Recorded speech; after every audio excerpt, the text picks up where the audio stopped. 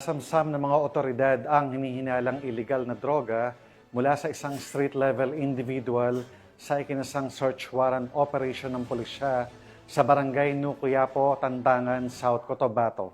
Nakibalita riyan si Patrolwoman Vina Morales. Samsam ng mga otoridad ang illegal na droga sa isang street-level individual sa isinagawang search warrant operation sa Purok Masagana, Barangay Lambunaw, Tantangan, South Cotabato, nito lamang Agosto taong kasalukuyan.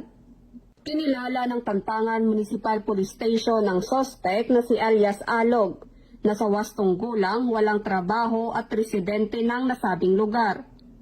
Bandang alas 6:45 ng gabi nang isinagawa ng mga tauhan ng Tantangan MPS kasama ng iba pang mga operatiba ang search warrant operation, kung saan nasamsam ang 2 pakete ng hinihinalaang shabu na may timbang na 12.20 na gramo at nagkakalaga ng 14,960 pesos.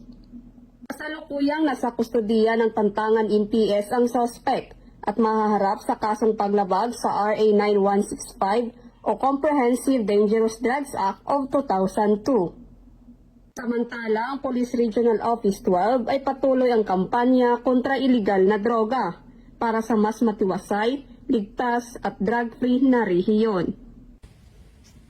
Mula dito sa General Santos City, ako ang inyong PNN Correspondent, Patrolwoman Vina Morales, alagad ng batas, tagataguyod ng Balitang Pulis.